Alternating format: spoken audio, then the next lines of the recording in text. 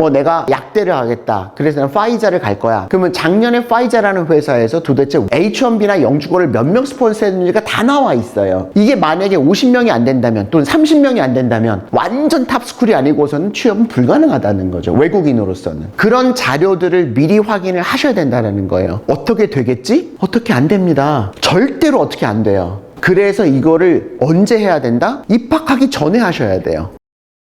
자, 일단 우리가 미국 유학을 꼭 해야 될까? 이게 이제 최근 들어서는 굉장히 고민스러운 일이죠. 그러니까 이제 미국 유학은 여러 가지 이유들로 이제 준비를 하시겠지만, 뭐 초등학교, 중학교 때부터 미국에서 계속해서 공부를 하던 친구들도 있을 것이고, 그러면 뭐 자연스럽게 이제 미국 대학으로 진학을 하겠죠. 근데 이제 또 한국에서 가는 친구들은, 물론 이제 국제학교나 뭐 외고나 이런 학교를 다니면서 차근차근 준비해서 꼭 미국으로 이제 유학을 가겠다는 학생도 있지만, 또 상당수의 학생들은 이제 한국의 입시 가 뭐 뜻한 대로 결과가 나오지 않았다거나 또는 뭐 학교를 다니다가 내가 다니고 있는 대학이 뭐 좀 마음에 들지 않는다거나 라고 하는 또 다른 이유들로 인해서 미국으로 유학을 생각하는 친구들도 있는 것 같아요. 그러니까 예전 같은 경우에는 가서 영어라도 뭐 제대로 공부해갖고 오면 괜찮지 않나라고 생각하고 유학을 결정하던 시기들도 있었습니다. 그리고 그게 꼭 틀린 말은 아니었던 것 같아요. 근데 이제 지금의 상황에 봤을 때는 미국 유학을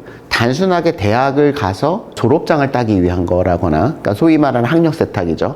한국에서 내가 마음에 들지 않는 뭐 그런 대학을 다니느니 미국에 우리가 들어본 대학을 가서 졸업장을 따갖고 오는 게 낫지 않을까라고 생각을 해서 유학을 결정을 한다거나, 아니면은 뭐 막연하게 뭐 글로벌 어쩌고저쩌고 또는 뭐 큰 세계에서 어쩌고저쩌고 라고 하는 굉장히 철학적인 이유를 들어서 미국에 가서 그냥 한번 공부를 해보면 어떨까 라는 생각으로 유학을 하는 것에 대해서는 저는 최근에는 절대적으로 반대합니다. 그래서 한국에서 취업을 생각하시면 그냥 한국에 있는 대학을 가시는 게 좋을 것 같고, 또 미국에 가시더라도 뚜렷하고 정확한 말이 되는 목적을 갖고 있지 않은 상태에서 막연하게 그냥 대학을 간다는 것에 대해서는 지금은 좀 저는 반대 입장이거든요. 그래서 미국 유학을 꼭 해야 될까에 대해서 일단 먼저 고민을 해보셔야 될 것 같고요. 그리고 해야 된다면 유학 가는 건 좋은데, 왜냐면 입학은 이제 지금 굉장히 많은 길이 열려 있단 말이에요. 우리가 예전에 이런 대학 저런 대학 유명한 대학들도 최근 들어서는 입학이 용이한 부분들이 많이 있습니다. 그렇기 때문에 입학 자체는 별로 어렵지 않은 시대가 됐는데, 그리고 열심히 공부해서 졸업을 했을 때 그러면은 졸업 후에 난 어떻게 할 것인가에 대한 계획이 있어야 된다는 거죠. 한국으로 올 것이냐, 아니면 공부를 더 많이 해서 뭐 교수를 할 것이냐, 아니면 미국에 남을 것이냐. 미국에 남을 것이면은 뭐 내가 취업을 해야 될 텐데, 뭐 아니면 결혼을 해야 될 텐데, 그러면 어떤 분야에서 취업을 하거나 뭐 이런 계획들이 구체적으로 있지 않은 상태에서는 학교를 정할 수도 없고 지역을 정할 수도 없고 전공을 정할 수도 없는 거죠. 그러니까 이게 어느 정도 결정이 된 다음에 우리가 유학의 루트나 학교나 전공을 정해야 된다는 거죠. 그래서 사전에 이 두 가지를 꼭 고민을 해보셔야 되는데, 자, 일단 이 미국이라는 나라는 우리가 크게 두 가지 핸디캡이 있어요. 그러니까 이제 우리가 미국에 유학을 해서 뭐 다양한 유학 이후의 것들이 있겠지만, 사실상 많은 유학생들하고 우리가 조사를 해보고 서베이를 해보면 한 80% 이상의 학생들은 한국이 아닌 미국에 남아서 미국의 기업에서 내가 일을 해보고 싶다라고 얘기를 합니다. 미국에서 대학을 다녔으니까. 그런데 실질적으로는 그 학생들 중에서 거의 10에서 15% 정도만이 사실상 미국에서 일할 수 있는 기회를 잡아보고, 나머지 한 85% 이상의 학생들은 어쩔 수 없이 한국으로 귀국을 한다는 말이죠. 그러니까 본인이 목표한 게 처음부터 한국에 귀국을 하는 게 아니었음에도 어쩔 수 없이 미국에서 내가 목표한 기업에 취업을 하지 못하고 돌아오는 게 현실입니다. 그러면 과거에는 한국으로 돌아왔을 때 뭐 영어를 잘한다, 또 명문대학을 졸업했다 라는 이유로 뭔가 어드밴티지가 있었어요. 한 20년 전만 해도. 그러나 최근 들어서는 그냥 미국에 유학을 갔다가 특별한 경력 없이 한국으로 돌아왔을 때 사실상 받아주는 좋은 기업들이 별로 많지 않습니다. 어려워요. 오히려 한국에서 그냥 좋은 대학을 다니고 취업 준비를 열심히 했던 학생들에 비해서 경쟁력이 확연히 떨어질 수밖에 없는 현실이라는 거죠. 그래서 이제 내가 미국에서 취업을 하겠다고 생각하는 친구들이 많은데, 크게 두 가지 핸디캡이 있죠. 그러니까 내가 한국 사람이 한국에서 대학을 졸업해서 한국에서 취업할 때는 아무런 결격 사유가 없어요. 근데 외국에서 취업을 할 때는 첫 번째, 외국인이라는 핸디캡이 있는 거죠. 그러니까 내가 백인이 아니고, 그러니까 미국 사람이 아니고, 어떤 내가 외국인인데 나를 받아줄 수 있는 내가 취업할 수 있는 분야가 있겠느냐가 하나의 큰 이슈가 될 수 있고요. 심지어 그 시민권자라도 마찬가지입니다. 미국 시민권자라고 할지라도 어쨌든 내가 외국인이라는 이유로 뭔가 이게 차별이 있을 수 있다라는 거죠. 두 번째, 그거보다 훨씬 더 또 심각한 이슈 중에 하나는 미국이라는 나라는 취업을 하기 위해서는, 일을 하기 위해서는 미국 법에서 정해놓은 캐테고리 안에서 내가 적절한 취업 비자나 영주권을 취득을 해야 되는데 그게 그렇게 만만치 않다라는 거죠. 그러다 보니까 한국 같으면 내가 하고 싶은 걸 하면 됩니다. 내 전공이 무엇이든 간에 혹시 내가 나중에 하고 싶은 게 있으면 전공은 공부는 공부대로 하고 내가 하고 싶은 거를 해서 바꿀 수가 있는 기회가 얼마든지 있는데, 미국이라는 나라는 내가 전공을 A라는 전공을 했는데 학교를 다니다 보니까 내가 B라는 걸 하고 싶어가지고 B라는 거 혼자 열심히 공부했어. 그런데 시민권이나 영주권이 없는 학생들은 이 A라는 전공에 따라서만, 내가 처음에 선택한 전공에 따라서만 비자가 받을 수가 있고, 내가 혼자서 공부해서 전문가가 됐을지라도 이 전문성에 대해서는 검증이 될 수 없기 때문에, 내 전공이나 경력이 없기 때문에 비자 발급이 안 된다는 거죠. 그래서 취업 자체가 원천적으로 불가능해집니다. 그게 이제 문제인 거죠. 그러다 보니 미국이라는 나라에서 취업하기 위해서는 할 수 있는 분야가 몇 가지가 안 되는 거예요. 그러니까 이거를 우리가 알아야 됩니다. 내 적성이 어떻고, 내 성격이 어떻고, 내가 하고자 하는 비전이 어떻고, 이거의 뜻을 마음대로 펼칠 수 있는 나라는 대한민국이에요. 근데 미국은 내 비전과 내 뜻과 내가 하고 싶은 것들이 외국인이라는 이유, 또 내가 영주권이 없다는 이유로 인해서 굉장히 제약이 된다는 거죠. 큰 핸디캡이에요. 그러다 보니까 우리가 미국에서 취업하려면 취업 비자를 받아야 되는데, 이 비자가 H-1B라는 비자예요. 아셔야 됩니다. 근데 사실상 매년 한국 사람들이 이제 페티션 하는 개수가 2,000개 남짓이에요. 근데 미국에서 유학생들이 한 4만 명 있는데, 근데 굉장히 소수의 학생들만 취업 비자 페티션이 들어간다는 거죠. 물론 이 2,000개 안에 전부 다 유학생들은 아니에요. 한국 대학을 졸업한 사람도 있고 경력자도 있고 굉장히 많은 수가 포함이 되어 있기 때문에 유학생들의 숫자만은 아닌데도 불구하고 2,000개가 안 된다는 겁니다. 최소한 이런 것들은 아셔야 되겠죠. 이제 우리가 미국에서 취업하는 루트는, 영주권이 없는 외국 유학생들은, 저도 마찬가지였고, 학교를 들어가면 학교 여름방학이나 이럴 때 2학년이 끝나고 나면 CPT라는 거를 인정을 해줘요. 그래서 학교 밖에서 내가 돈을 받으면서, 급여를 받으면서 일할 수 있는 그 기간이 있고요. 그리고 그 기간 동안에 일을 한 회사에서 보통 이제 3학년 2학기 정도의 여름방학에 3개월 일했으면 그 회사에서 졸업하고 1년 있다가 졸업하고 우리 회사 와 라고 하는 오퍼를 주는 경우들이 많이 있어요. 대부분. 그리고 나면 졸업하고 나서는 OPT라는 게 나옵니다. 여전히 내가 신분은 학생 신분이지만 내가 급여를 정식으로 받으면서 일할 수 있는 그 시기를 인정을 해주는데, 옵셔널 프랙티컬 트레이닝이라고 해서 내 전공과 유사한 분야에 가서 일을 할 수가 있고요. 보통의 전공들은 요거를 1년을 주는데, 우리가 소위 말하는 STEM 전공이라고 해서 과학이나 이공계나 또 문과 중에서도 STEM 전공으로 인정되는 전공들은 플러스 2년을 해서 총 3년까지 OPT로 일할 수 있는 기간이 주어집니다. 그러면 이 OPT 기간에 내가 신분을 뭐로 바꿔야 되냐면 H-1B라는 전문직 취업 비자를 받아야 되는데, 그 전문직 취업 비자가 소위 말하는 쿼터가 있죠. 그리고 신청 시기가 있고요. 그래서 이제 H-1 비자를 추첨을 통해서 추첨이 되고 내가 심사를 거쳐서 오케이가 나면은 3+3 해가지고 최대 6년까지 내가 H-1 비자로 일을 할 수가 있고요. 그러면 6년 기간 동안에 내가 일하고 있는 회사로부터 영주권 스폰서를 받아서 영주권을 받게 되는 그 루트가 일반적인, 그게 의사건 변호사건 MBA건 학부생이건 다 똑같은 절차입니다. 영주권이 없는 유학생들은. 그래서 우리는 뭐는 알아야 되냐면 H-1B는 좀 아셔야 되는데, 이제 오늘 아침에 트럼프 대통령이 H-1B 신청을 할 때 내는 비용을 10만 불을 내라. 보통 한 지금 한 2, 3천 불 내거든요. 기업이 내는 겁니다. 근데 10만 불을 내라라고 하는 행정명령에 서명을 한 거죠. 물론 이게 시행이 될지 안 될지는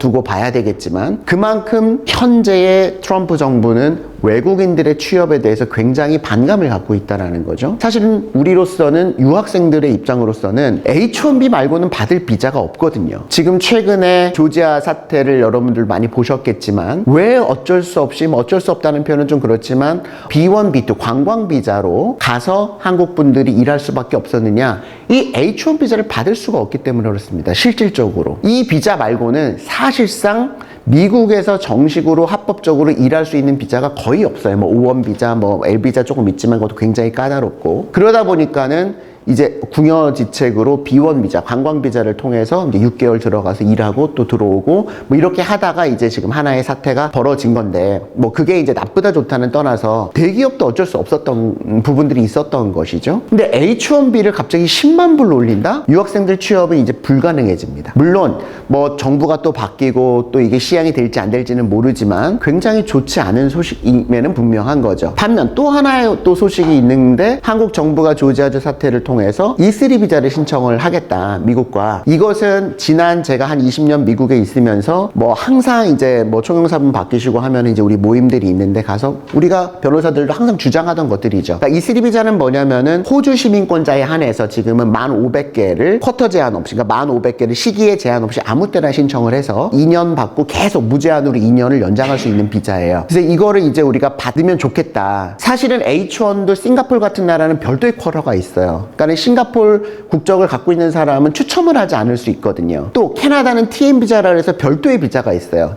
미국에서 취업을 할 때. 근데 우리나라는 이 별도의 비자가 없이 H1B라는 비자에 다 중국, 인도 모두와 다 뭉뚱그려서 같이 들어가 있기 때문에 너무나 어렵거든요. 그래서 이제 E3 비자를 하겠다고 현재 논의는 하고 있는데 사실은 쉽지는 않을 겁니다. 그러니까는 현재 이게 뭐가 어떻게 될지는 알 수가 없으나 앞으로 이제 신입생들은, 남학생들은 6년 이후의 일이고 앞으로 또 여학생들은 4년 이후의 일이기 때문에 또 정부가 어떻게 될지 모르니까 알고는 있어야 되고 또 바뀌면 바뀌는 대로 그거에 맞춰서 우리는 준비를 해 나가야 되겠죠. 만약에 H1B가 이렇게 금액이 올랐다. 그래서 나는 뭐 취업이 안 될 거니까는 미국 유학을 안 하겠다. 뭐 그 정도의 각오라면 사실은 안 가는 게 좋습니다. 미국에. 굳이. 그러나 이거는 계속해서 바뀔 겁니다. 그래서 H1B라는 비자는 총 85,000개를 1년에 발급할 수가 있고요. 미국에서 석사 이상을 한 학생들에게는 2만 개 쿼터가 따로 있어서 먼저 추첨을 하는 거죠. 여기서 핵심은 뭐냐면은 추첨 날짜가 정해져 있다는 거고 1년에 딱 한 번 3월에 신청을 해서 추첨을 하고 그 다음에 이제 서류 심사를 하게 되어 있고요. 중요한 것은 내 전공과 또는 내 경력과 직무가 매칭이 돼야 됩니다. 그러니까 아까도 처음에 말씀을 드렸지만 내가 예를 들면 어느 대학에서 심리학을 전공을 했는데 내가 혼자서 막 컴퓨터를 열심히 공부해서 컴퓨터 전문가가 됐어. IT 전문가가. 그래서 구글에서 나를 인터뷰에서 뽑아줬어. 그러나 구글에서 채용을 하고 싶어도 내 전공 자체가 심리학인 경우에는 예를 들어 드리는 거예요. 심리학인 경우에는 H1B라는 비자를 받을 수가 거의 없습니다. 불가능합니다. 그러니까 전공이나 경력이 잡 디스크립션과 매칭이 돼야지만 발급이 되는 비자가 바로 전문직 취업 비자예요. 그 아까 제가 잠깐 언급드린 E3 비자도 똑같습니다. E3 비자도 학사학위 이상이 있어야 되고 이런 전문직인 경우에 한해서만 이 비자가 발급이 되기 때문에 그래서 우리가 학교를 들어가기 전서부터 전공 선택이 중요하다는 거죠. 전공을 어떤 쪽으로 해서 어떤 직무로 어떤 회사로 갈지를 정해야 된다는 거예요. 미리. 한국은 이럴 필요가 조금 없죠. 이런 제약이 없잖아요. 내가 한국 사람이면 어느 전공을 무엇을 했던 어느 분야에서든지 내가 능력만 인정받으면 일할 수가 있는데 미국은 내 능력이 아무리 출중하다고 할지라도 그것을 보는 것이 아니라 이민국에서는 객관적인 내 전공을 보더라는 거죠. 자, 그런데 또 하나의 이슈는 뭐예요? 당첨 확률이 뭐 20%가 안 됩니다. 그러니까 한 5대1, 6대1 정도 돼요. 그러니까 이거는 로터리예요.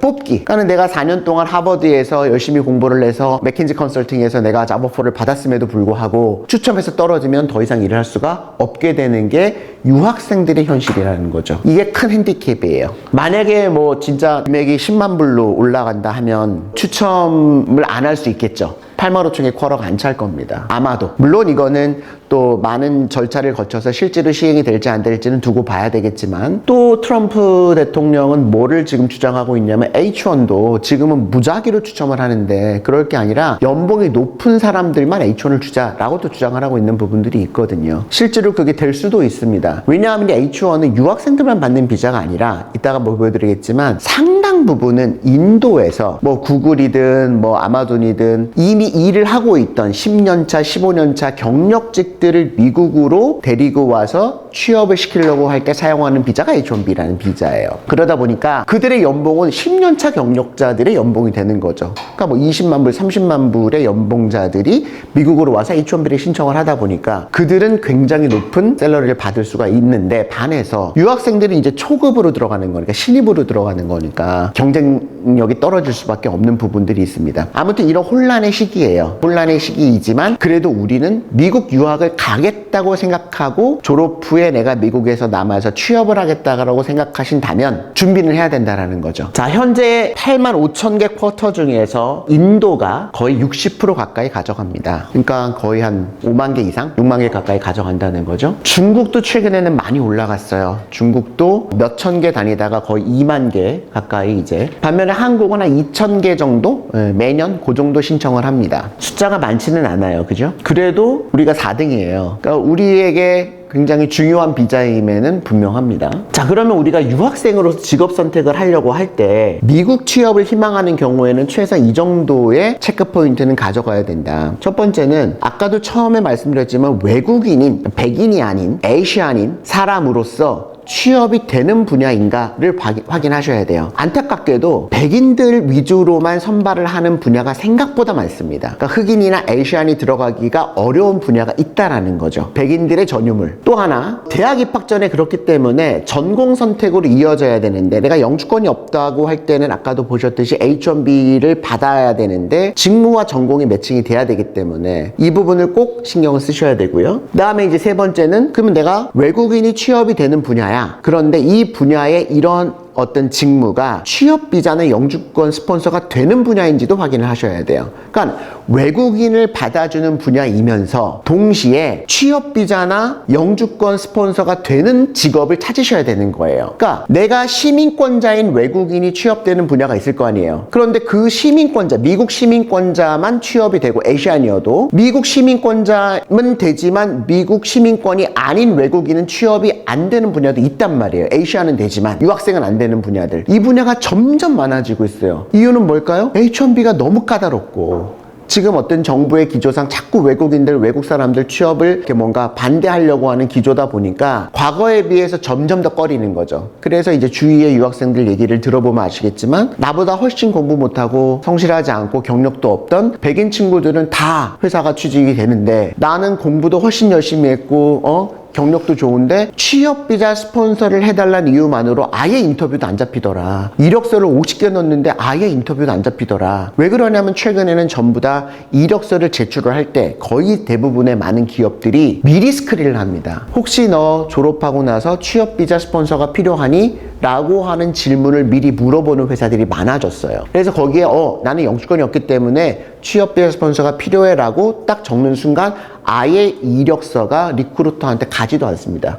컴퓨터가 알아서 다 스크린을 해버리는 거죠. 그러다 보니까는 50개, 100개의 이력서를 넣었어도 인터뷰조차 잡히지 않는다라는 얘기가 나오는 거죠. 그래도 100개 중에 한 20, 30개는 해주는 기업들이 있을 테니까 그러니까 이제 이거를 또 우리는 찾아서 노력을 해봐야 되는 거죠. 그 다음에 이제 네 번째는 신입사원들의 경우에는 어쩔 수 없이 지역마다 발전된 산업이 있습니다. 그렇겠죠? 대부분 그 지역 출신들을 뽑아요. 경력직은 그렇지 않은데. 그러니까 예를 들면은 텍사스에는 테슬라다. 텍사스에서는 텍사스 출신들을 주로 뽑습니다. 텍사스의 대학을 졸업한 친구들을. 뉴욕에 있는 어떤 법인이다. 그러면 뉴욕에서 대학 졸업한 친구들을 주로 뽑으려고 하지 갑자기 저 인디애나나 플로리다에 있는 학생들을 데려와가지고 굳이 뽑으려고 하지 않는다라는 거죠. 그렇기 때문에 미국은 신입사원들은 특히나 내가 하고자 하는 직무에 발전이 되어져 있는 지역에 있는 대학을 가는 것이 상당히 중요하다라는 거예요. 경력직은 그렇지 않을 수 있는데 우리는 신입이기 때문에 그래서 신입인 경우 대학 지역에 따라서 취업이 되기도 하고 안 되기도 하는 그 편차가 있기 때문에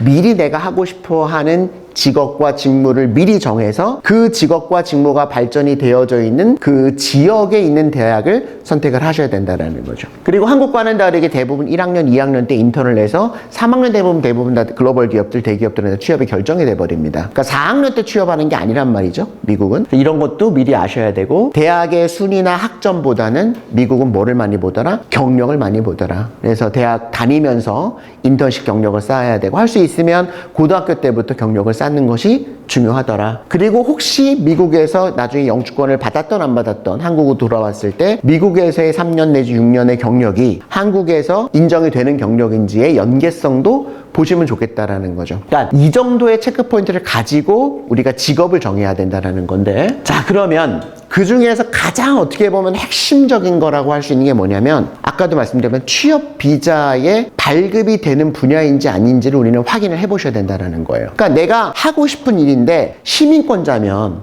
시민권, 미국 시민권자면 약사 너무 좋아요.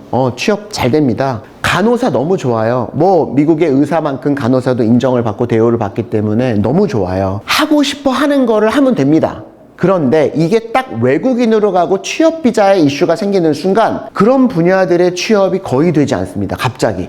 그러니까 이게 미국인인 경우와 영주권자인 경우, 반면에 F1 비자로 가서 취업 비자를 받아야 되는 학생인 경우는 완전 천지 차이가 나는 거예요. 그러다 보니까 그냥 미국에 있는 친구, 미국에 있는 이모님 말을 잘 듣고 요즘 이거 너무너무 취업 잘 돼. 그게 진짜로 유학생들의 취업이 잘 되는 건지는 꼭 확인을 해보셔야 돼요. 근데 그거를 확인하는 몇 안 되는 방법 중에 하나가 뭐예요? H1B가 나오는 직업인지 아닌지를 확인하시는 거예요. 왜? 아까도 말씀드렸지만 유학생은 나중에 특별한 어떤 전공이 아니고서는 대부분 다 H1B를 받는 수밖에 없기 때문에 내가 하고자 하는 직업이 H1B에서 취업비자 스폰서가 되는 직업인지를 꼭 확인해 보셔야 된다는 거죠. 혹시 내가 하고 싶어 하는 직업이 이 캐테고리 안에 없으면 이게 왜 취업 비자가 안 나오지? 라고 하는 의심을 꼭 해보시고 확인을 해보셔야 됩니다. 자, 그러면 어떤 아큐페이션이 현재 H1 비자가 가장 많이 나오느냐? 뭐가 보이세요? IT 앤 매스예요. 자, 압도적으로 많죠. 그러니까 다른 거는 뭐 4만, 2등이 4만, 3만 이러는데 저건 27만. 그러니까 이 숫자만을 놓고 볼 때 미국에서 외국인으로서 취업을 하려고 할 때 어떤 분야의 취업이 가장 유망합니까?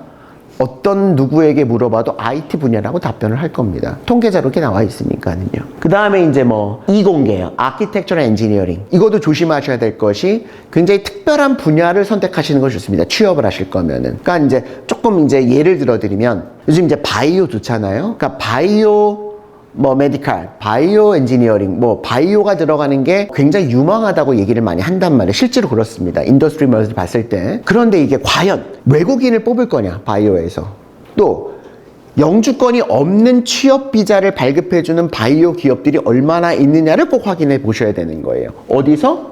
이 H1B에서. 생각보다 없습니다. 그러면 이 인더스트리의 전망은 너무나 좋지만 내가 미국에서 시민권이나 영주권자가 아닌 사람이 바이오 쪽에 취업하기란 H1B를 받기가 거의 어려우니까 이건 취업이 안 되겠구나라고 하는, 어렵겠구나라고 하는 의심을 가져보셔야 돼요. 전공을 선택하시기 전에 무조건 앞으로 전망이 좋다고 선택하시면 안 된다라는 거죠. 그래서 이 공대도 외국인들을 뽑고 취업 비자를 해주는 공대가 있고 그렇지 않은 전공들이 있다라는 거예요. 그 다음에 이제 뭐 비즈니스, 파이낸스, 또 매니지먼트 이런 순인데요. 자, 그러면 IT 쪽에서 어떤 기업들이 실제로 외국인들을 뽑았는가를 좀 살펴보니까 자, 요렇게 나와 있어요. 정보가 다 공유가 되어 있습니다. 자, IT 쪽에서 가장 많이 스폰서, H1 스폰서를 통해서 취업을 한 회사는 코그니전트라는 회사예요. 처음 들어보시는 회사이죠? 조금 쉽게 말씀을 드리면 인도계 IT 리크루팅을 겸하는 회사라고 보시면 돼요. 그러니까 쉽게 말하면 인도에서 일하고 있는 경력자들을 미국으로 데리고 와서 자기네 회사뿐만 아니라 구글이건 아마존이건 뭐 마이크로소프트 이쪽으로 파견을 보내서 나중에 그쪽에서 H1 트랜스퍼를 받아가는 형태의 사업 비즈니스를 하는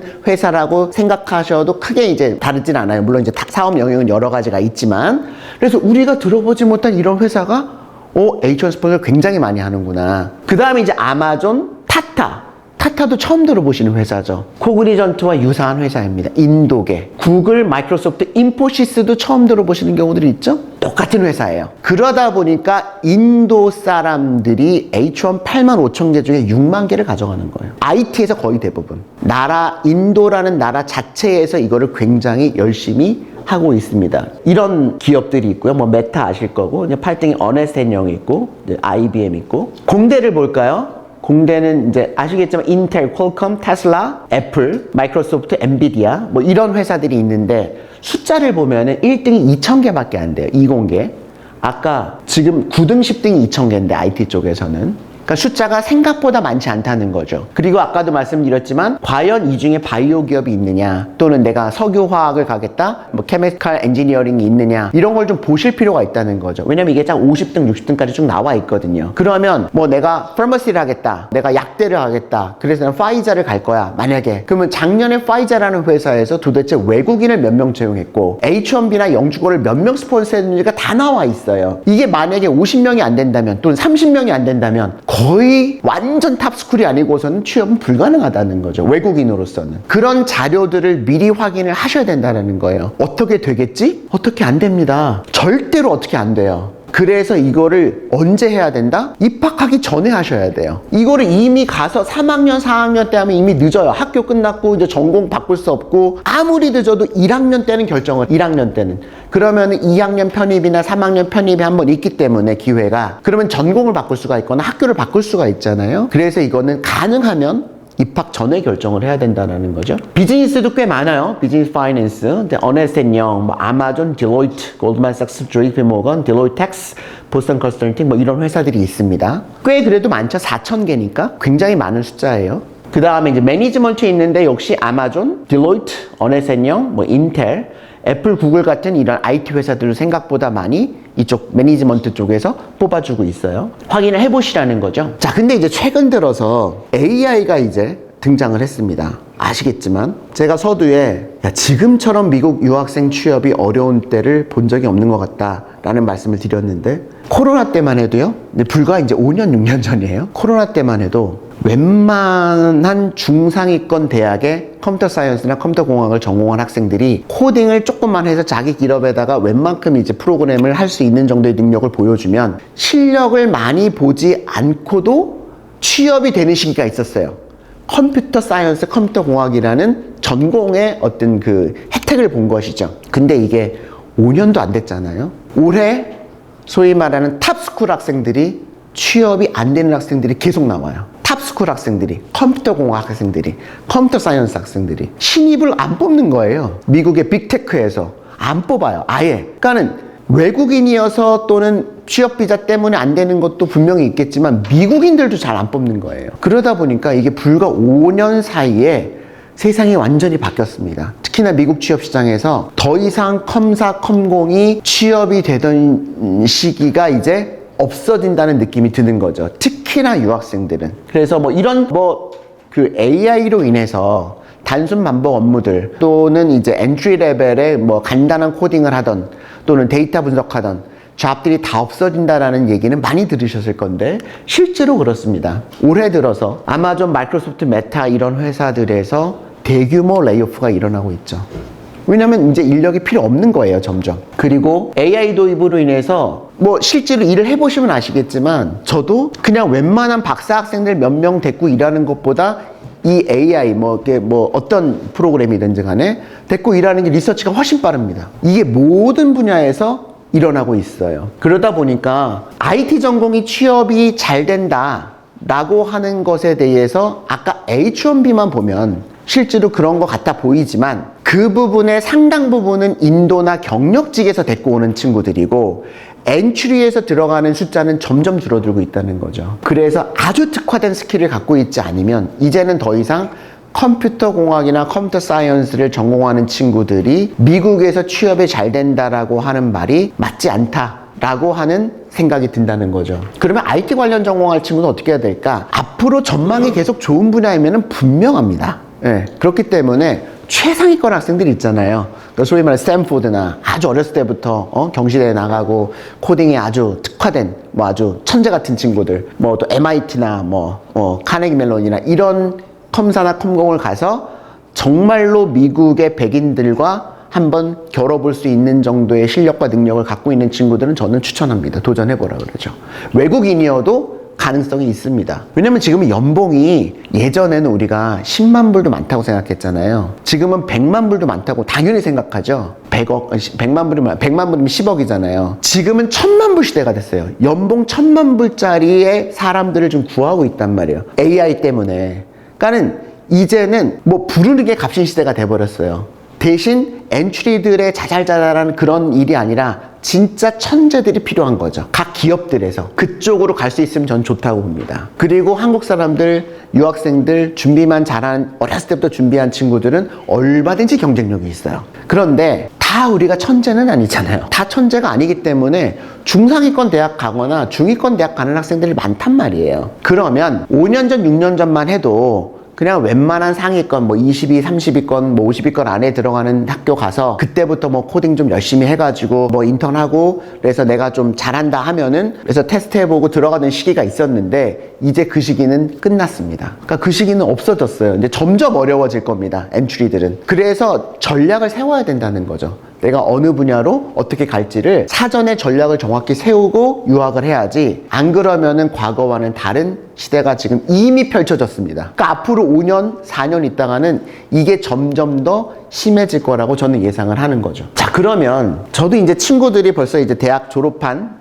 자녀를 둔 친구들도 있고 이제 늦게 결혼한 친구들이 이제 대학 가는 친구들도 가끔 있는데 물어봐요. 야, 그래도 넌 미국에서 이제 뭐 오랫동안 있었으니까 야, 유학을 뭘 해야 돼? 뭐 딸이 뭐 좋아하는데 이제 물어보겠죠. 그러면 완전 뭐 천재는 아니고 그냥 뭐 문과 성향이 더 강한 것 같은데 뭐 수학도 웬만큼 하고 그리고 성실해 그리고 착해 뭐든 열심히 할 수 있어. 근데 마땅하게 추천해 줄 만한 잡이 잘 없어요. 솔직히. 왜냐면 비자 이슈가 딱 걸려요. 그러니까 얘의 적성을 보고 얘가 하고 싶은 거를 시켜야 되는데 그 길로 갔다가는 비자가 다 안 나오는 잡이란 말이에요. 그럼 비자가 나오는 잡 몇 개 중에서 이제 하나를 추천을 해줘야 되는데 그래서 오늘은 이게 정답은 아니겠지만 그래도 제가 이런 질문을 받았을 때 완전한 천재들 아니고 탑 레벨이 아니고 그리고 내가 아주 하고 싶어 하는 몇 가지 공대생들 아니고 전자공학이나 자동차공학이나 러버공학이나 뭐 이런 학생들 있잖아요. 어렸을 때부터 그쪽을 하고 싶었던 학생 하면 좋아요. 아까도 봤지만 그쪽이 한 2등 정도 되니까 그런 어떤 내가 취업이 가능한 분야의 이공계들 좋습니다. 그쪽으로 가면 좋아요. 탑스쿨 학생들 IT 하는 거 저는 너무 좋습니다. 근데 그렇지 않고 나는 미국 유학은 가고 싶은데 잘 모르겠어 뭐를 해야 될지. 근데 내가 아주 탑은 아니야. 그런 친구들을 어느 쪽으로 추천을 할지 가만히 살펴보니 IT가 1등이긴 한데 IT 기업 중에서 아까 제가 말씀드린 인도계 코그니전트나 타타나 인포시스 말고 어네센형 같은 회사가 들어가 있더라 이거죠. 뭐 들어보셨는지 아시겠지만 빅4라고 흔히 얘기합니다. 한영회계법인인데 한국에서는 딜로이트나 PwC가 들어가 있어요. IT인데 우리는 무슨 생각을 하냐면 3일 회계법인 이꼴 회계법인 회계사라고 생각하는데 IT라니까는요. 회계사랑 아무 상관이 없는 직업인데 4대 법인들이 들어가 있어요. 빅4들이. 비즈니스 앤 파이낸스 보니까 압도적으로 4대 법인들에서 다 뽑고 있어요. 자료가 EY에서 어네센영에서 4,100개를 뽑아주고 있어요. 엄청나게 많은 숫자예요. 딜로이트, KPMG 뽑고 있어요. 매니지먼트를 봐도 아마존에서 많이 뽑았지만 여전히 딜로이트, EY, PwC에서 뽑고 있어요. 자, 그러면 우리나라와는 다르게 이 빅4라고 하는 글로벌 컴퍼니에서 취업 비자를 계속 해주는데 이게 우리나라는 다 CPA들이 들어간다고 알고 있는데 미국은 그렇지가 않거든요. 미국은 한국과 다르단 말이에요, 이게. 그러면 혹시 이쪽으로 우리가 조금 더 포커싱을 해보면 어떨까? 가능성이 있으니까.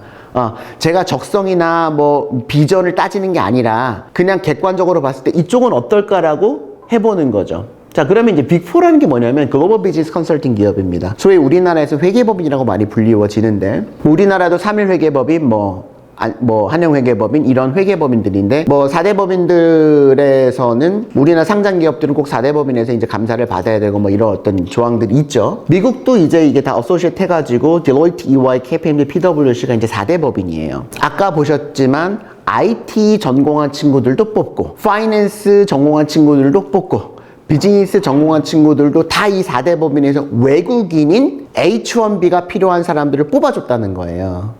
그러면 도대체 이 빅4는 뭐 하는 회사인데 전공에 상관없이 이렇게 많은 수의 사람들을 IT 업체를 제외하고 인도 IT계를 제외하고 아마존, 구글, 마이크로소프트 이쪽을 제외하고는 가장 많이 뽑아주는데 도대체 뭐 하는 회사야?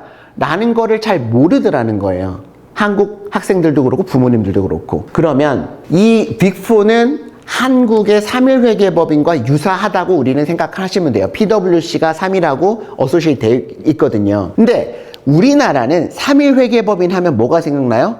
회계사 시험, 경영학과 이게 생각나잖아요. 그죠? 한국은 CPA 시험을 합격해야지 이후에 3일 회계법인에 어렵게 들어갈 수가 있습니다. 그리고 대부분 다 텍스나 회계감사 같은 일을 하게 되어 있지요.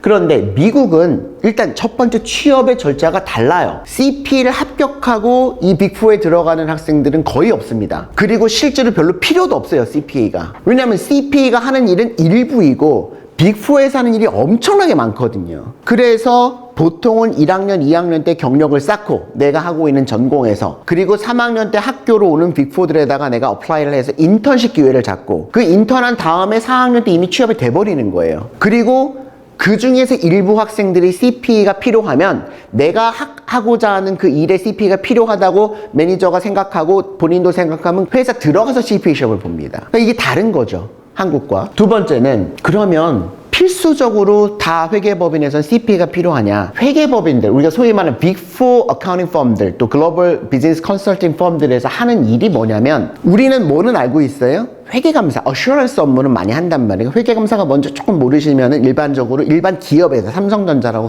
가정을 해보면, 삼성전자에서는 우리 회사가 작년에 얼마를 벌었고 우리 회사의 자산과 부채가 얼마가 있고 캐시플로우가 어떻게 되어 있고, 이거를 전 세계가 정해져 있는 어카운팅이라고 하는 언어에 따라서 파이낸스 스테이트먼트라는 걸 작성하게 되어 있습니다. 이것은 전 세계 공통이에요. 공통의 언어를 가지고 작성을 합니다. 그래야지 외국 사람도 보고 한국 사람도 다 볼 수가 있으니까. 이 파이낸스 스테이트먼트를 만드는 작업을 어디서 하냐면 삼성전자의 이제 내부 회계팀이나 재무팀에서 하는 거죠. 그런데 이거는 삼성전자의 그 내부에서 만든 자료이기 때문에 100% 신뢰를 할 수가 없잖아요. 어떻게 하고 싶어요? 삼성전자에서는 작년에 1,000억 벌었는데 5,000억 벌었다고 약간 뻥튀기 하고 싶은 생각도 있잖아요.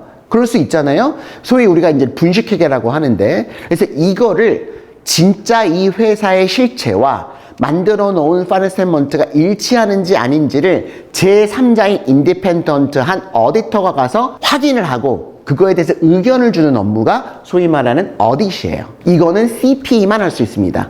CPA 자격증 있는 사람만 할 수 있어요. 이거는 뭐가 아니냐? 어카운턴트가 아니에요.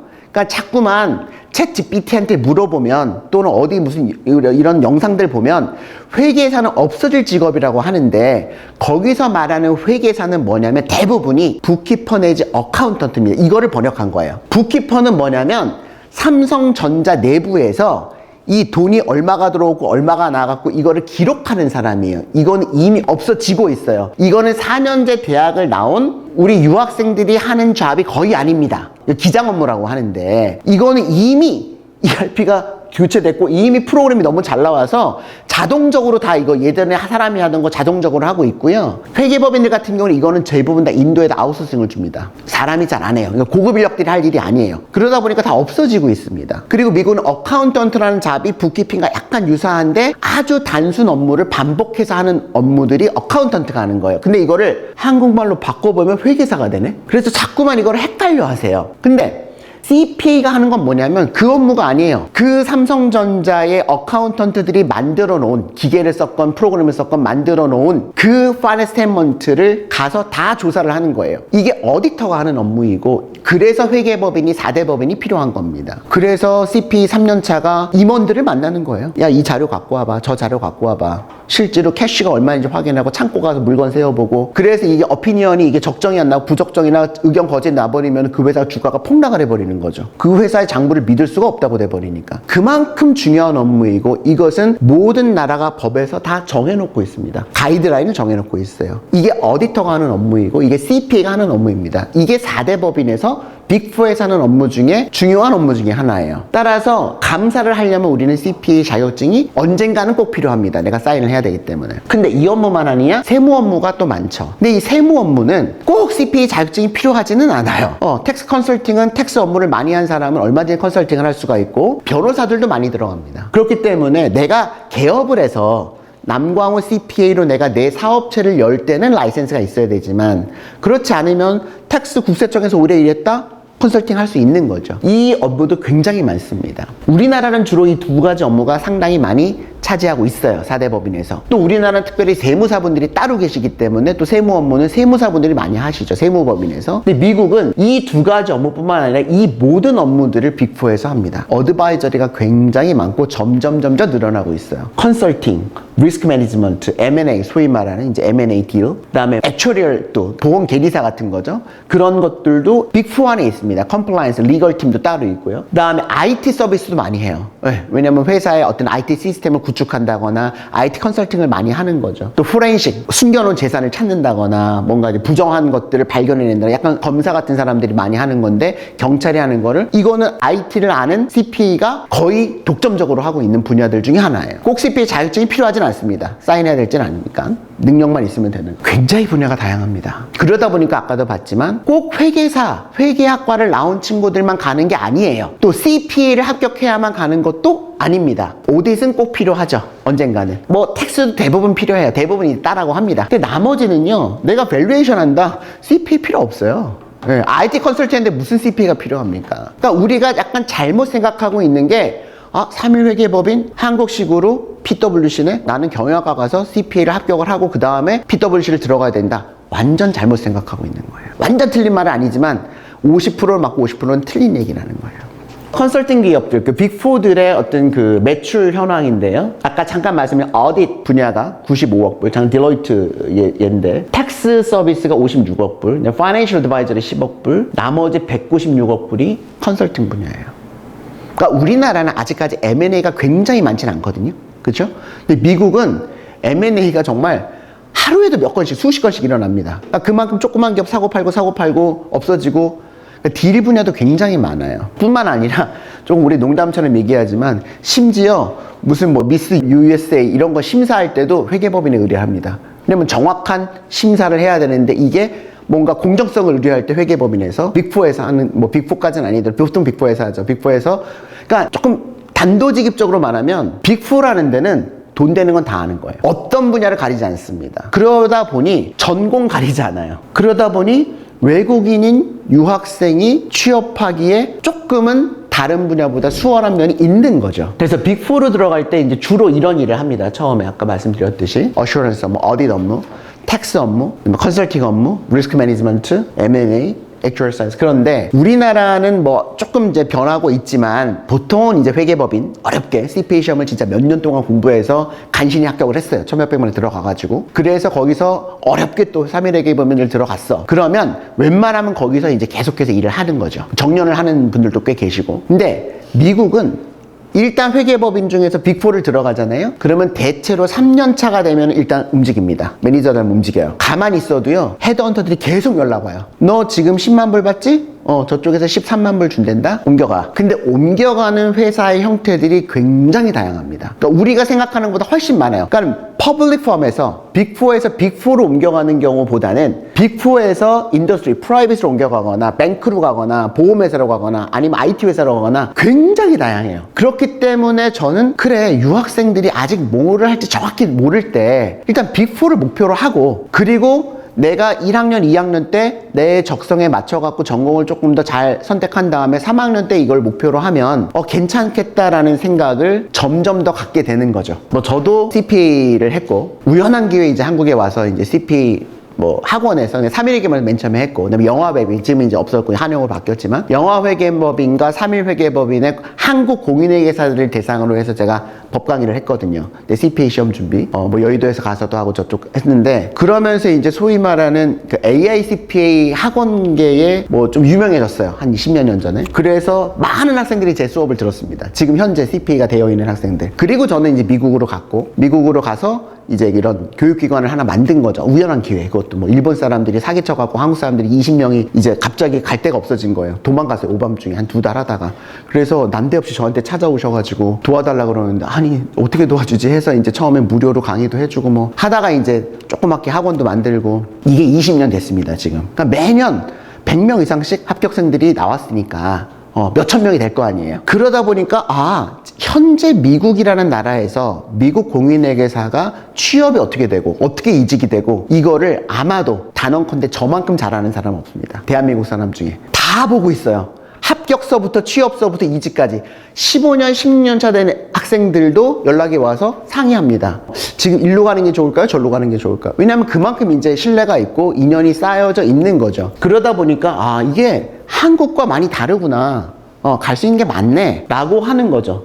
이런 모든 분야로 갈 수가 있습니다. 자, 그래서 빅4는 왜 유학생 취업에 유리한가? 사업 분야 및 직무가 다양합니다. 그리고 H1 영주권 스폰서 아까 보셨지만 상위에 있어요. 그러니까 불가능하지 않아요. 물론 어려움이 있어요. 그렇지만 불가능하지 않습니다. 그리고 IT는 아까 인도가 거의 6만 개, 7만 개 싹 가져가잖아요. 그죠? 근데 빅4들은요, 인종의 분포가 다양해요. 한국 사람, 일본 사람, 그리고 일본 팀 따로 있고, 한국 팀 따로 있고, 인도 팀 따로 있고, 왜냐면 각 나라의 기업들은 또 그 팀에서 각각 감사할 때가 많거든요. 그리고 아까도 말씀드렸지만 물론 이제 분야에 따라 좀 다르지만 대부분의 분야들은 그쪽 미국 경력을 쌓고 한국으로 들어왔을 때 대부분 다 경력이 그대로 인정이 되거나 아니면 오히려 더 많은 인센티브를 받을 수가 있습니다. 물론 이제 아주 일부 로컬 텍스 분야나 이런 쪽은 이제 연계가 좀 안 되는 분야가 있지만, 그리고 아까도 말씀드렸지만 빅4를 재직하고 3년차, 5년차 이제 매니저 달고 갈 때가 많아지죠. 내가 좀 라이프를 좀 편하게 살고 싶다. 보통은 인더스트리 많이 갑니다. 프라이빗 컴퍼니 쪽으로, 이제 뭐 일반 기업으로, 또 은행으로도 많이 가고요. 그리고 그때 뭐 MBA 같은 거 해가지고 아예 파이낸스 쪽으로 가버리는 친구들도 있고요. 로스쿨 가서 변호사 하는 친구들도 꽤 있고요. 그러니까 이게 분야가 다양하다는 게 굉장히 좋은 거예요. 내가 뭐 하고 싶은지를 이제 점점 알아갈 수 있는 분야가 있고요. 특히나 유학생들은 이제 한 가지 팁인데, 미국 친구들은 거의 100% 입사를 하고 CP 시험을 봅니다. 미국 백인이건 흑인이건. 근데 우리나라는 IMF 시절에 이제 AICP 학원이 한국에 만들어졌거든요. 97년, 98년도에. 그 이후로서부터 AICPA를 공부시키는 학원들이 굉장히 잘 가르쳐요. 합격률도 높습니다. 그 중에 한 회사가 저희 회사이기도 해요. 이제 플러스 커리어 말고 캐플이라는 이제 미국에서 만든 회사이기도 하고, 서강대 국제대학원 프로그램도 있는데, 그러다 보니까 대학교 1학년, 2학년 학생서부터 CPA를 준비하는 학생들이 많이 있어요. 근데 시험 자격이 안 됩니다. 1학년, 2학년은. 시험 자격은 4학년이나 뭐 3학년이 지나야지 볼 수 있는데, 어쨌든 입사하기 전에 시험을 볼 수가 있어요. 그래서 네 과목인데 네 과목을 다 합격하지 않고 한 과목만 합격해도 굉장히 메리트가 있습니다. 꼭 합격해야 되는 건 아니라고 여러 번 강조드려요. 그러니까 오디트 분야를 가고 싶어, 또는 텍스 분야를 가고 싶어. 근데 내가 CPA를 한 과목 합격했어. 그러면은 확실히 어드밴티지가 있습니다. 그리고 CPA를 전부 다 합격하면 나중에 취업 비자 할 때도 훨씬 유리해요. 이게 경력으로 조금 인정이 되거든요. 이민국에서 봤을 때. 또 하나는 빅4로 바로 입사가 안 되는 경우도 많이 있잖아요. 그렇죠? 네. 그러면 스몰 사이즈 또는 중소규모의 내가 하고 싶어 하는 퍼블릭 펌에서 일을 해야 한 2, 3년. 그 경력이 그대로 빅4로 옮겨갈 수가 있습니다. 그거 되게 중요합니다. 그때 이 처음에 엔트리 레벨이 하는 분야를 잘 선택을 해야 돼요. 무슨 말이냐면, 내가 뭐 예를 들면은 CPA를 해서 퍼블릭 펌에 가고 싶은데 처음에 삼성전자를 들어갔어. 그럴 수도 있잖아요. 삼성전자를 들어갔어. 그래서 거기서 회사 내부의 회계장부를 만들어, 파이낸스먼트를. 소위 말해 우리가 프라이빗 컴퍼니에서 어카운팅 팀에서 일한 거거든요. APAR하고. 조금 뭐랄까 과장해서 말하면은 거기서 10년을 일을 했어요. 만약에 뭐 구글에서 10년, 구글 회계팀에서 10년을 일을 했어. 근데 퍼블릭 펌으로 가려고 그래. 보통 다시 1년 차로 들어가야 됩니다. 뭐 많이 인정해 줘봤자 2, 3년 차예요. 일반 프라이빗 컴퍼니, 그러니까는 이제 인더스트리에서 일하는 회계장부 만드는 거는 퍼블릭 빅4에서 봤을 땐 경력으로 인정 안 해주는 거예요. 그러면 빅4로 내가 갈 생각을 하고 있으면 뭘 해야 되냐면은 작더라도 빅4가 하는 일과 유사한 일을 해야 되는 거예요. 어디서 하든지, 텍스를 하든지, 컨설팅을 하든지, 밸류에이션을 하든지. 그러니까 이 일을 꼭 큰 회사에서 할 필요는 없습니다. 유사한 업무를 하면 돼요. 조그만 회사라도. 근데 여긴 또 뽑아주는 회사들이 있거든요. 취업비자를 해주는 회사들이 좀 있습니다. 그러니까 우리가 목표는 빅4로 하되 못했다? 조그만 회사로 가서 경력을 쌓고 신분 해결하면 얼마든지 빅4로 옮겨갑니다. 왜? 빅4는 3년차 때 쭈르륵 나가, 5년차 때 쭈르륵 나가. 계속 나가거든요. 턴오버가 엄청 심해요. 이유는 간단합니다. 일이 너무 힘들어요. 일이 너무 많아. 미국 사이드에서 봤을 때 뭐 요즘 최근 들어서는 빅4들도 컨설팅 분야는 이제 챗GPT가 나오고 AI가 나오면서 컨설팅 분야의 인력이 많이 필요 없어지는 부분이 있기 때문에 그쪽은 레이오프가 좀 됐어요.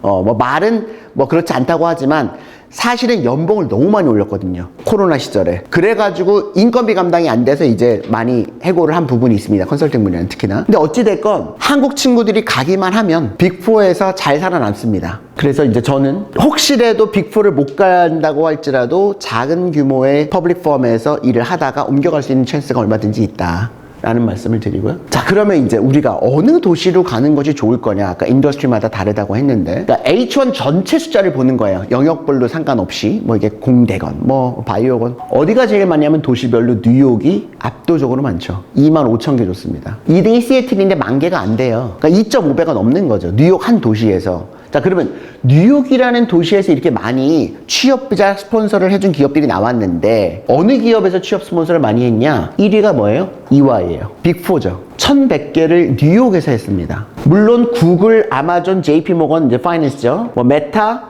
골드만삭스, 모건 스탠리, 컬럼비아, 블룸버그 이런 회사들, 학교들에서도 취업 스폰서를 해줬어요. 근데 PwC, 딜로이트 텍스에서도 취업 스폰서가 들어갔죠. 그러니까 뉴욕이 많은 거예요. 근데 시애틀 한번 볼까요? 시애틀은 어떤 회사들이 이제 10,000개가 안 되지만 어떤 회사들이 시애틀에서 해줬나 보니까 빅4는 없어. 빅4는 11등이 EY가 100개밖에, 135개밖에 없습니다. 아까는 몇 개였어요? 1000개가 넘었는데. 그러니까 내가 빅4로 가고 싶으면 도시를 어디로 택하는 게 유리하다는 거예요. 뉴욕으로 택하는 게 유리하다는 거죠. 반대로 아마존 취업하고 싶으면 어디가 유리하다는 거예요. 시애틀로 가는 게 유리하다는 거예요. 물론 이 숫자에 이 시애틀의 대학을 졸업한 학생들이 전부 다는 아니라는 거예요. 경력직인 인도에서 데리고 오는 사람들도 있을 거고 타주에서 오는 학생들도 있겠지만 어쨌든 시애틀에 있는 아마존에서 3,000개를 넘게 해줬으니까 내가 IT를 해서 아마존을 목표로 하는 학생이 있다면 학교를 굳이 뉴욕에서는 600개, 700개밖에 안 해줬는데 시애틀에서는 3,300개를 해주니까 이게 조금 더 유리하지 않을까라는 합리적인 생각을 해봐야 된다는 거예요. 그럼 같은 레벨이면 뉴욕 가겠어요? 시애틀 가겠어요? 시애틀 가겠지. 아마존 가고 싶은 학생들은. 근데 반대로 빅4를 가겠어. 그러면 뉴욕은 EY에서 1100개 해줬는데 시애틀은 보니까 130개 해줬어. 그럼 어디를 가는 게 합리적이에요? 10배를 해주는데 뉴욕을 가는 게 합리적이잖아요. 그러니까 이런 생각을 해봐야 된다는 거죠. 자료를 보고. 근데 이제 텍사스 볼까요? 요즘 이제 텍사스가 핫하잖아요. 텍사스의 UT 오스틴 같은 학교는 회계학과 중에서는 거의 항상 탑을 달리는 학교예요. 그래서 많은 우리나라 경영대학교의 회계학과를 나오신 굉장히 유명한 교수님들이 UT 텍사스 오스틴을 나오신 분들이 많으세요. 아주 회계학으로는 좋은 학교거든요. 근데 텍사스를 딱 봤더니 10등 안에 빅4가 하나도 없어요. 그러니까 텍사스는 어떤 회사들이 스폰서를 해줬나 봤더니 아마존, 테슬라. 그러니까 테슬라를 취업하고 싶어. 그럼 요즘 어디 가야 돼요? 텍사스를 가야 돼요. 테슬라를 취업하고 싶은데 뉴욕에 오는 이런 황당한 경우는 뭔가 아무 생각이 없었던 거지. 뭐 다른 이유가 있거나. 애플, AMD, 타타 없어요. 없죠. 그 좋은 텍사스에 있는 회계학 좋은, 경영학 좋은 학교들이 많이 있음에도 불구하고 빅4에서는 텍사스에서 많이 안 뽑더라 이거예요. 그러니까 이게 자료입니다. 그러면 어디터나 이런 어카운턴트들 어디서 제일 많이 뽑느냐? 뉴욕에서, 뉴욕 언저리, 뉴욕 뉴저지 이쪽에서 12만 7천 개 샵이 있고요. 이거는 외국인 포함하고 뭐 시민권자 다 포함입니다. 반면에 LA 쪽, 캘리포니아 쪽이 6만 3천 개, 거의 더블이 미국 동부의 뉴욕 근교에 모여 있는 거예요. 그렇기 때문에 외국인들의 취업 비자도 그쪽에서 많이 나오는 것이죠. 그렇다면 이제 결론입니다. 내가 빅4를 목표로 해. 어네센 영을 목표로 하고 싶어. 지역을 어디를 정하는 게 유리할까요? 뉴욕으로 정하는 게 유리해요. 뉴욕도 그냥 맨하탄으로 가면 제일 확실합니다. 그래서 빅4를 취업하고 싶다. 저는 뉴욕 소재 대학이 유리하다고 보고 실제로 그렇습니다. 많이 뽑으니까 유학생들을 사람은 많이 필요한데 뉴욕에 출신 대학이 생각보다 많지 않아요. 엔트리들이. 왜냐면 컬럼비아나 NYU 나는 학생들이 빅4로 잘 안 가려고 그러거든요. 다 파이낸스 가려고 그러고 은행 가려고 그런단 말이에요. 그래서 빅4로 가려고 하는 학생들이 생각보다 미국 애들이 없기 때문에 외국인들한테 기회가 있단 말이죠. 취업 비자를 해서 해주는 거예요. EY에서. 물론 EY는 좀 특별합니다. EY 캐나다에다 로펌을 만들어가지고 그쪽에서부터 계속 스폰서를 해주거든요, 지금. 만약에 내가 어렸을 때부터 대학 준비를 했다. 그리고 집이 1년에 한 1억 5천씩 뭔가 학비나 생활비를 댈 수 있다. 그러면 뉴욕에서 컬럼비아나 NYU를 가면 좋습니다. 좋죠. 좋은 학교 가면 너무 좋습니다. 그런데 그렇지 않아. 내가 갑자기 이제 고3 끝나고 갑자기 유학을 준비했거나 아니면 학교를 다니다 말고 나는 이 학교 더 이상 못 다니겠어. 난 미국 갈래. 라고 해서 결정을 했는데 많은 잡들을 보다 보니 나는 빅4가 내 적성에 맞는 것 같아. 이쪽을 난 목표로 하겠어. 라고 해서 내가 뉴욕에 있는 학교를 가겠다고 결정을 한 학생이 있다면 그러면 시티 칼리지를 추천을 합니다. 시티 칼리지는 우리나라의 시립대학교예요. 그러니까 뉴욕은 5개의 보로로 구성이 되어져 있거든요. 우리가 잘 아시는 맨하탄, 뭐 더 브롱스, 그다음에 퀸즈, 뭐 스테이튼 아일랜드, 브루클린 요렇게가 이제 뉴욕시예요. 뉴욕시. 그 뉴욕시에 모여 있는 대학들이 이제 시티 칼리지입니다. 그러니까 거기는 전부 다 맨하탄까지 다 1시간 안에 지하철로 연결이 되어져 있어요. 그리고 학비가 엄청 쌉니다. 상대적으로. 그게 쿤이라고 불러요. 시티 칼리지고. 근데 순위가 있어요. 순위는 이제 주립대학은요. 뉴욕 주는 어때요? 우리나라보다 크죠. 뉴욕주가. 그러다 보니까 나야가라 폴스 밑에 있는 버펄로, 순이거든요. 뉴욕 주립대학이요. 뉴욕에서 차로 8시간, 7시간 걸립니다. 그러니까 거기는 뉴욕 주립대학이지만 맨하탄하고는 7시간, 8시간 차로 쉼 없이 가야 되는 학교가 뉴욕 주립대학이 있어요. 뭐 뉴욕 주립대학 중에 회계가 좀 유명한 학교 빙햄턴 있는데 그래도 한 2-3시간 가야 됩니다. 차로. 제일 뉴욕 맨하탄에서 가까운 데가 순이, 스토니브룩인데 기차로 한 1시간 정도 걸려요. 순이보다는 물론 이제 순위를 다니다가 뭐 쿠니로 변경할 수도 있고 또 순위 뭐 좋은 학교 나와서 또 얼마든지 맨하탄에 취업할 수가 있지만 특별한 사유가 아니라면 그냥 뉴욕 맨하탄에 있는 학교를 가는 게 취업 사이드에서 유리하다라는 거죠. 특히나 뉴욕 그 맨하탄 안에 23가에 버룩 칼리지라고 예전서부터 빅4에서 많이 뽑아가는 학교가 하나가 있어요. 시립대학인데 근데 그 학교는 유학원들하고 제휴를 전혀 하지 않는 걸로 제가 알고 있습니다. 그래서 유학원들이 추천을 하지 않아요. 유학원들이 추천을 한다라는 것은 추천해서 학생이 입학을 할 때 뭔가 커미션이 있거나 뭔가 혜택이 있어야 되는데 그게 제가 알기로 없는 걸로 알고 있거든요. 그 학교는. 그런데 뉴욕 맨하탄에 있는 회계사들의 거의 한 50% 가까이가 CPA들, 빅4에서 일하고 있는 친구들의 50% 가까이가 그 학교 출신이에요. 그래서 쿠니 중에 저는 그 BARUCH라고 씁니다. 바루치라고 쓰는데 버룩이라고 읽는데 그 학교를 목표로 하는 거를 저는 추천을 드려요. 네, 특별한 이유가 아니라면. 그래서 쿠니는 방금 말씀드렸듯이 미국 5개 보로에 25개 캠퍼스를 두고 있고 저희랑은 아무 상관없습니다. 저랑은 아무 상관없고. 그런데 이제 제가 한 20년 하다 보니 야 여기 가는 게 좋겠다라고 이제 아주 초상위권은 좋은 학교 가야 됩니다. 갑자기 UC 버클리 갈 수 있는 학생을 여기로 가라는 건 절대 아니에요. 무슨 말인지 아시겠죠? 뭐 UT 오스틴 갈 수 있는 회계학과 갈 수 있는데 그러면은 이제 고민을 해 거기 가는 게 나을 수 있어요. 학교가 너무 좋으니까 4년 동안 공부하는 그 자체도 너무 중요하잖아요. 학벌도 중요하고. 근데 그렇지 않고 어중간하게 한 50위권 뭐 40위권 뭐 이런 학교를 갈 것 같다. 그런데 내가 미국에서 나는 빅4로 가고 싶다. 그러면 뉴욕에 있는 맨하탄에 있는 학교 가는 게 저는 맞다고 본다는 거죠. 그래야 취업의 가능성이 그나마라도 있어요. 평균 학비가 2년제는, 그러니까 CC들, 커뮤니티 칼리지는 1년에 한 8,000불 남짓이에요. 다닐만 하죠. 그리고 보통은 2년제 다니고 대부분 다 트랜스퍼가 됩니다. 쿠니에서 쿠니로 가는 거기 때문에. 그래서 라구아디아 커뮤니티 칼리지 다니다가 2년 끝나고 버룩 칼리지로 지난 우리 한 7, 8년, 8, 9년 동안 학생들 보면은 100% 트랜스퍼를 시켰어요. 뭐 우리가 시킨 건 아니지만 학생들 다 추천해가지고 쿠니라는 학교 자체가 탑스쿨은 아니기 때문에 이게 무슨 학벌로 봤을 때는 모르는 학교잖아요. 우리가 무슨 헌터 칼리지, 퀸즈 칼리지, 뭐 버룩 칼리지 들어봤어요. 저는 미국에 컬럼비아 갈 때만 이런 학교가 있는지도 몰랐어요. 근데 가서 보니까 이쪽에서 빅4에서 많이 뽑아가더라는 거죠. 실제로. 그러면 누구나 할 수 있거든요. CC는 뭐 토플 그냥 웬만큼 보면 다 들어가요. 네, 학비 싸고. 그러면 처음에 말씀드렸듯이 미국 유학을 갈 것이냐를 고민을 하고 저는 웬만하면 요즘은 가지 말라에 많은 표를 두고 있지만 그럼에도 불구하고 내가 가야겠다. 영국이나 캐나다보다는 미국이 낫습니다. 저는 아직도 유학을 갈 거면 외국에서 취업을 할 거면 아니면 한국에서 일을 하든지 공부를 하든지. 그런데 이제 뭐 제 개인적으로는 미국 유학을 가겠다고 했으면 직업을 정해야 되는데 내가 가고 싶어 하는 분야를 다 보니까 나는 빅4로 가고 싶어. 아직 분야는 정확하진 않지만 빅4 컴퍼니로 나는 한번 해보고 싶다. 그러면 아직 준비가 안 된 학생들은 커뮤니티 칼리지로, CC로. 준비가 되어 있는 학생들은 뭐 버룩 칼리지로 바로 4년제입니다. 종합대학이고 바로 들어가면 좋다라는 거죠. 4년제가 2만 불이 안 돼요. 평균이. 저렴하죠. 미국 학비치고는. 버클리 이런 데 웬만하면 6만 불이잖아요. 5만 불, 6만 불. 3분의 1 가격이에요. 그러니까는 비싸다고 좋은 학교라는 생각이 전 들진 않거든요. 그러니까 취업이 목표라면 저렴하게, 저렴하다고 하기는 좀 그렇고 어쨌든. 그러면 맨하탄은 너무 생활비가 비싸지 않냐? 누가 유학생이 맨하탄 삽니까? 퀸즈 살고 저 밑에 살고 다 지하철로 20-30분씩 왔다 갔다 하지. 지하철이 너무 잘 되어 있어요. 생활비가 그렇게 많이 들지 않습니다. 잘 모르고 하는 소리예요. 물론 물가는 비싸죠. 물가는 비싼데 좀 아껴서 살아야죠. 그래서 추천을 드리는 부분들이 있습니다. 그래서 이제 이런 것들은 이제 한번 알아보시면 좋겠고요. 그러면 전공은 어떻게 될 것이냐? 아직 전공은 모르잖아요. 근데 전공 중에서 확실한 거 하나는 빅4로 가겠다? 빅4가 아니더라도 전공은 무조건 지금은 스템 전공을 해야 됩니다. 스템 전공 뭔지 아시죠? OPT를 대부분 뭐 심리학, 국제관계학, 뭐 철학, 역사학 다 좋은 전공들이에요. 영문학 다 OPT가 1년밖에 안 나옵니다. 그리고 잡 매칭이 다 안 돼요. 취업이 불가능합니다. 왜냐면 취업 비자가 나올 수 있는 잡이 없어요. 그런 전공들이. 그러니까 학생이 똑똑하지가 않아서가 아니라 학교가 나빠서가 아니라 학점이 나빠서가 아니라 전공 자체가 취업 비자가 안 나오는 잡이 전공이에요. 그러니까 취업을 시킬 수가 없어요.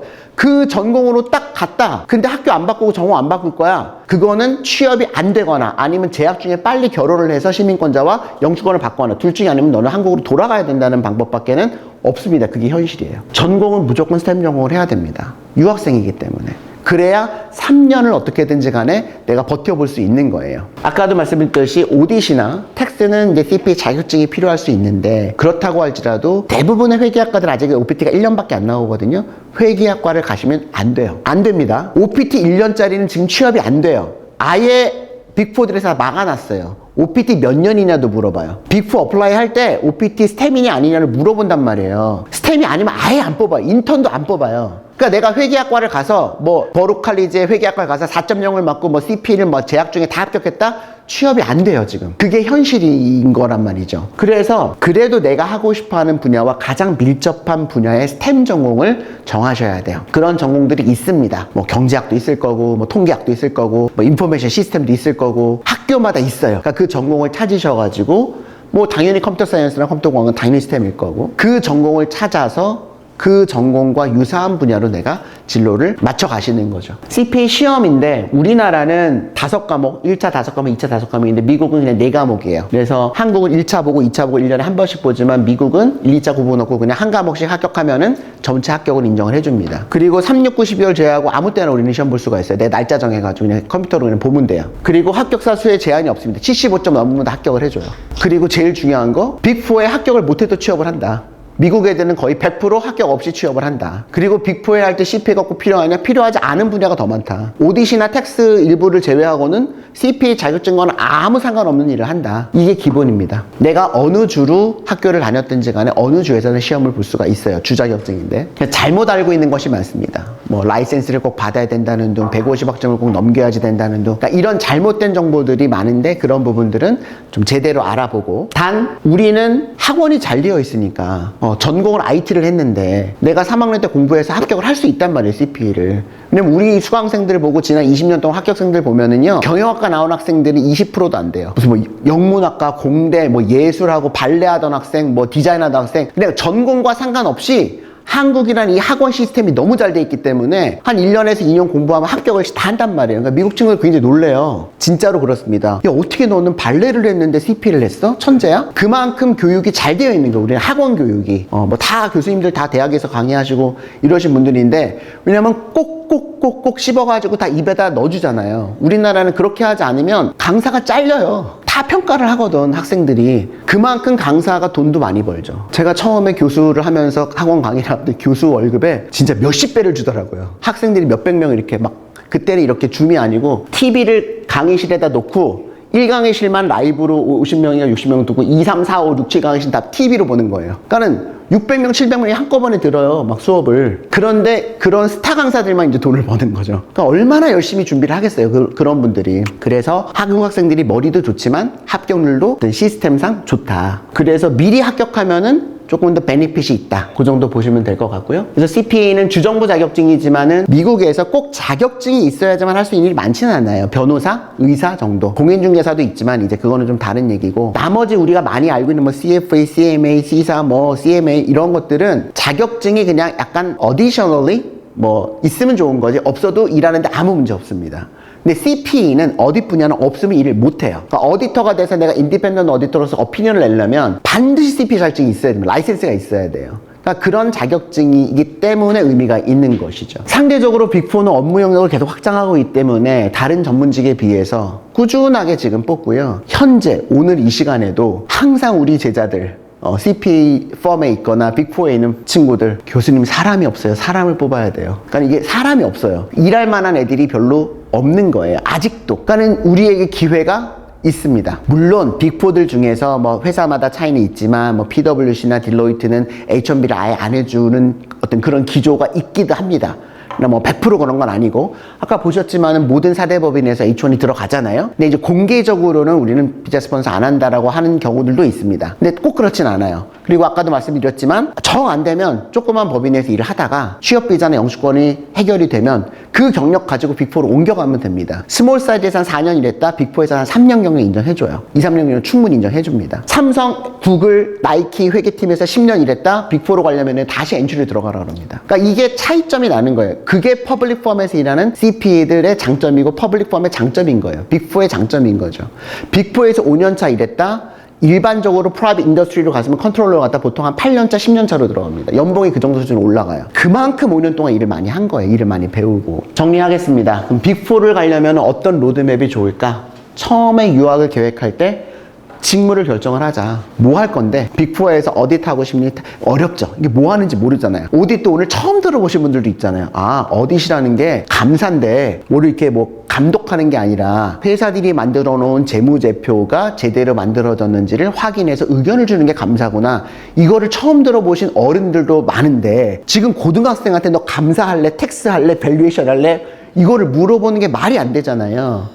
그러나 엄마가 아빠가 공부를 해서 요즘 유튜브가 잘 돼 있고 GPT가 너무 잘 돼 있으니까 아 어떤 분야가 그래도 앞으로 좋을지 아이의 적성에 맞을지를 한번 생각해 보셔야 돼요. 빅4가 뭔지 오늘 처음 들어보시는 분들도 있으실 수도 있잖아요. 그럼 빅4라는데 도대체 뭐야? 큰 네 개인데? 근데 우리나라도 있고 미국도 있고 다 있단 말이에요. 다 이게 어소시에이트 되어 있거든요. 그리고 그 빅4를 가겠다고 결정을 했어. 그러면 전공을 선택하되 스템 전공을 선택하고 스템을 전공 선택할 때 지역을 선택해야 되는데 내 지역 중에서 어떤 유학의 루트를 선택할지 CC를 갔다가 갈지 아니면 4년제를 바로 갈지 뭐 아니면은 2년제 뭐 4년제를 조금 낮은 데 갔다가 4년제를 편입을 할지 루트들이 있을 거 아니에요. 아니면 이미 내가 뭐 패스웨이나 이런 거를 통해 가지고 좀 뭐 다른 조금 지방에 있는 학교를 다니고 있으면 편입을 언제 할지 2학년 때 할지 3학년 때 할지 이런 것들을 정하고 나서 최종 결정을 하셔야 된다는 거죠. 입학 전에는요. 저는 학교를 가면 공부할 시간이 학교 공부하기에도 바빠요. 학점은 중요하기 때문에. 그래서 가능하면 고등학생들도 선행학습, 우리나라 사람들 선행학습 좋아하잖아요. 네, 뭐 저는 이거에 대해 약간 뭐 예전에는 꼭 그럴 필요가 있냐 했지만 첫 번째는 내가 이게 무슨 공부인지를 모르고 하는 경우가 많잖아요. 빅4를 가라고 엄마가 그래서 좋은 것 같아서 했는데 도대체 회계는 뭐며 재무는 뭐며 도대체 경제학은 뭐며 이런 거를 약간 마실해도 봐야 돼요. 아 이런 거를 공부하는 거구나 라고 해서 사전에 공부를 좀 하면 좋겠다라는 거죠. 공부할 수 있는 시스템이 다 저희가 되어 있습니다. 강의도 다 마련이 되어 있고 교재는 영어지만 말은 한국어로 하니까 그리고 할 수 있으면은 비즈니스 실무 교육 시스템이 있거든요. 그런 그 미국 기업에서 쓰는 그런 것도 한번 활용해보면 좋죠. 교육도 듣고 아 미국 기업들은 이렇게 파일 세먼트를 만드는구나 이렇게 뭐 리컨사일을 하는구나 라는 것들을 미리 해보면 좋아요. 입학 전에. 그리고 레주메도 미국식 레주메 한번 만들어 보는 게 좋습니다. 왜? 미국은 딱 한 장짜리 영문 이력서거든요. 그러면 내가 앞으로 3학년 때 2학년 때 인턴십 지원할 때 이 이력서를 내는 거예요. 그러면 여기다가 뭐를 채워야 되겠다라는 거를 미리 알 수 있는 거죠. 그러니까 이거를 알고 아 앞으로 이거 채워나가는 거하고 이력서가 어떻게 생긴지도 모르고 나중에 3학년 돼가지고 갑자기 이력서 쓰는 거하고는 완전히 다르다. 그리고 할 수 있으면 미리 내가 하고 싶어 하는 분야의 기업에서 뭐 일종의 무급 인턴으로 경험을 해보면 좋은 거죠. 아, 텍스 업무라는 건 이런 거구나. 아, 데이터를 회사에서는 이런 걸로 팀으로 일을 하는구나. 아, AI라는 거는 이렇게 일을 하는 거구나. AI 회사가 뭐구나. 그게 소위 말하는 인턴십이잖아요. 그거를 가능하면은 최종 전공을 정하기 전에 아, 내가 회계를 하고 싶어 갖고 회계를 했는데 나중에 회사에 가서 인턴을 해보니까 난 도저히 못하겠어. 그때 가서 전공 바꾸기는 어렵다라는 거죠. 그러니까 미리 한번 경험해보고 엄마 나 이건 도저히 못하겠어. 재미가 없어. 숫자를 보는 것 자체가 난 토가 나올 것 같아. 그러면은 그걸 하면 안 되는 거예요. 적성이 안 맞으니까. 근데 해보니까 할만해. 괜찮아. 그러면 이건 또 할 수 있는 거거든요. 그러면 또 다른 것도 해봐. 뭐가 더 재밌니? 뭐가 더 너의 적성에 맞니? 라는 것도 대화를 해볼 필요가 있는데 그게 인턴십이에요.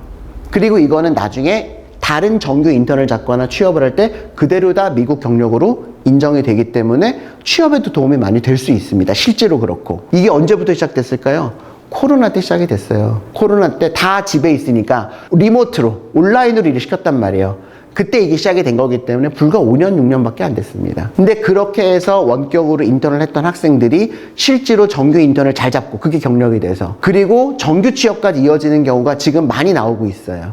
그래서 이게 실제로 많이 효과가 있구나. 그래서 입학하기 전 최소한 그때부터 시작하고 안 되면 1학년 때도 시작을 해야 된다. 1, 2학년 여름방학에는 이제 언캠퍼스 리크루팅, 학교로 오는 회사들의 인터뷰를 준비를 하고요. 1학년 여름방학부터 CPT가 안 나오기 때문에 정식으로 인턴십을 미국에서 할 수가 없어요. 그래서 발런티어 형태나 아니면 원격으로 하거나 한국에 와서 그런 형태로 이제 경력을 쌓아 나가는 거죠. 1학년 때는 꼭 직무와 꼭 무관해도 상관없겠지만 2학년 여름방학은 이제 CPT가 나오거든요. CPT가 나온다는 거는 내가 소셜 시그널을 받아가지고 내가 급여를 받으면서 정식으로 인턴할 수가 있는 시기가 됐기 때문에 그때는 내가 정말 하고 싶어 하는 그 직무와 연관된 그 일을 하시는 게 굉장히 중요합니다. 그리고 나서 3학년 되면 그때 이제 취업이 되는 거거든요. 3학년 1학기 때 이제 언캠퍼스 리크루팅에서 오는 회사들의 이력서 내가지고 인터뷰 잡아서 3학년 2학기 끝나는 여름방학에 3개월 인턴하고 그 다음에 풀타임 오퍼를 받는 그런 순서이기 때문에 그래서 3학년 때는 언캠퍼스 리크루팅 준비하고 그리고 이력서도 딱 한 개가 아니라 한 서너 개 준비해야 돼요. 내가 지원하고자 하는 분야에 따라서 조금 이력서가 다를 수가 있으니까 커버레터도 마찬가지. 그리고 3학년 때 빅4에 지원해서 인터뷰를 잡아서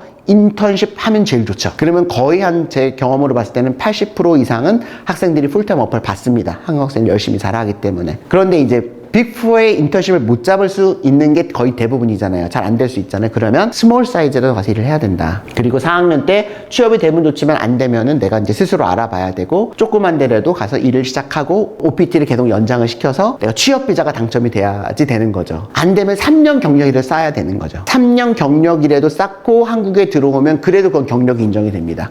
신입사원보다는 훨씬 나아요. 그래서 최소 미니멈 3년 경력은 쌓고 들어오자. 물론 이제 H1이 지금 어떻게 될지 모르지만 이제 추첨이 되고 그리고 혹시 이제 H1 3년 동안 그러니까 OPT 3년 동안 일을 했는데 계속 안 됐어. 그럼 이제 석사를 할 수 있거든요. 석사 1년 정도 하고 또 OPT 3년 받을 수가 있어요. 그럼 이제 앞에 경력이 3년이 있기 때문에 취업은 굉장히 수월합니다. 석사 때는. 그러면 이제 석사가 되면 또 석사 캡이 있기 때문에 취업비자 추첨이 높아지거든요. 그러니까 이제 너무 미래까지 생각하실 필요는 없지만 일단은 이 시작은 언제다?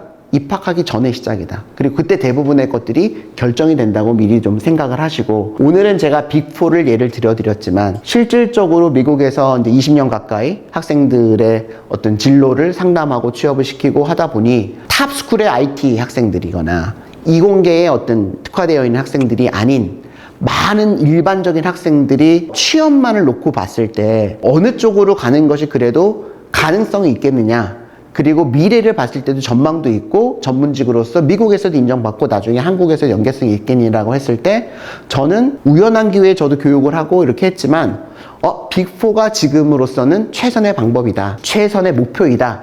라고 하는 생각이 들어서 오늘 좀 말씀을 드렸고요. 저희도 이런 프로그램을 만들어 놨습니다. 그래서 학교 진학서부터 입학하기 전에 인턴십하고 가서 또 뭘 해야 되고 이런 프로그램이 있어요. 교육도 시키고 사전에 그런 프로그램이 있으니까 혹시 관심이 있으시면 한국 사무실로 연락 주셔가지고 상담 받아보시면 좋을 것 같습니다.